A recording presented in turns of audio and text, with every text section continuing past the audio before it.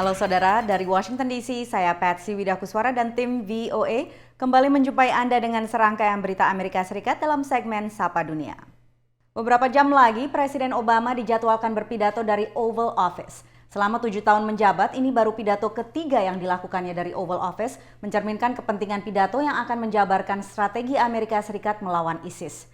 Upaya kontrateror kembali menjadi sorotan setelah penembakan massal di San Bernardino minggu lalu yang kini diusut oleh Badan Penyelidik Federal FBI sebagai aksi teror. Penembakan massal di San Bernardino, California terus diselidiki oleh FBI. Badan Penyelidik Federal ini menggeledah kediaman tersangka Said Rizwan Farouk dan istrinya Tashfin Malik. The investigation so far has developed indications of radicalization by the killers and of potential inspiration by foreign terrorist organizations. Tashfin Malik menyatakan kesetiaan kepada ISIS melalui Facebook Rabu lalu, hari di mana ia dan suaminya membunuh 14 orang dan melukai 21 lainnya. Melalui stasiun radionya, ISIS mengklaim serangan San Bernardino dilakukan oleh pengikutnya.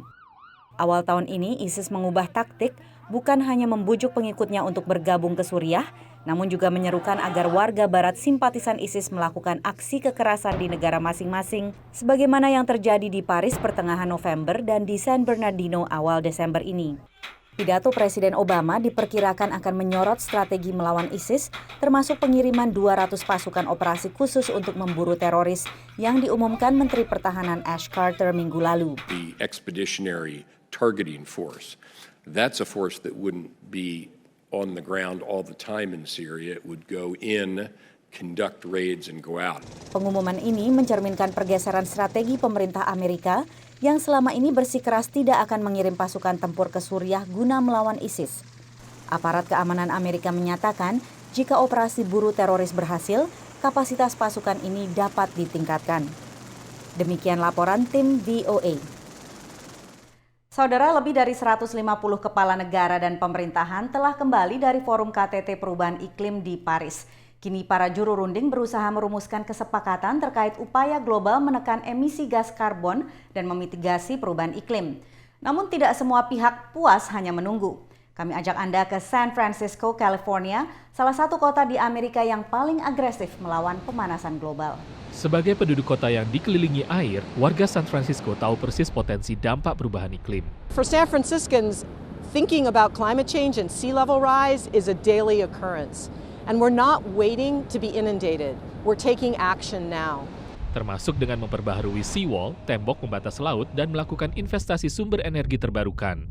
Lahan panel surya seluas 5 hektar ini merupakan bagian dari rencana kota ini untuk memasok 100% kebutuhan energi warga dari sumber terbarukan dalam 10 tahun ke depan. We don't have to rebuild that infrastructure or put in new infrastructure. We're going to be, as a city, purchasing more renewable power, getting it on the grid, and getting this to homes and businesses in San Francisco. Meski terkenal dengan troli ikoniknya, armada bis San Francisco amat hijau dengan kendaraan hibrida listrik dan bahan bakar hayati.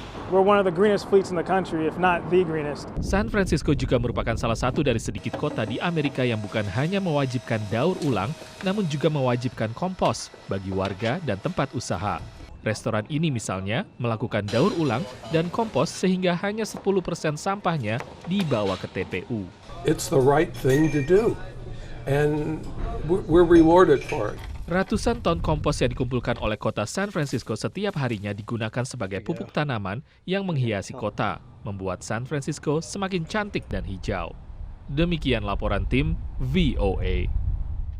Perubahan iklim berdampak ke berbagai hal termasuk menekan populasi lebah, serangga yang sangat berguna bagi proses pembuahan tanaman dan produksi pertanian. Makin banyak warga Amerika beternak lebah, termasuk tamu kita di pojok diaspora kali ini.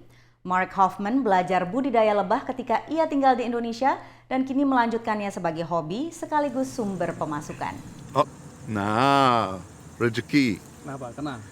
Nah, ini ratunya. Inilah Mark Hoffman, warga Amerika peternak lebah di kota Silver Spring, negara bagian Maryland. Siang ini, ia sibuk mengurus sekitar 60 sarang lebah yang diternakkan di perkebunan Heiser, tak jauh dari kota Washington, D.C. Mark belajar beternak lebah sewaktu tinggal di Indonesia dari temannya seorang warga Amerika.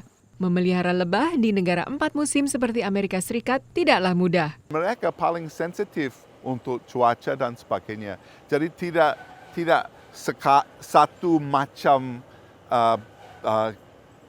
cara memelihara. Mark mengaku amat menikmati aktivitasnya sebagai peternak lebah semi-profesional. Mesti cinta sebab aneh dan ajaib dan begitu bagus mereka punya cara hidup. Mark sudah beternak lebah di perkebunan yang kini dikelola oleh generasi ketiga keluarga Heiser sejak 10 tahun lalu secara cuma-cuma. He's had the bees here and we've had them every year, so he knows what he's doing with the bees and we're happy to have him. Selain membantu penyerbukan buah-buahan, Mark juga dapat menjual madu dari peternakan lebahnya di toko milik perkebunan ini.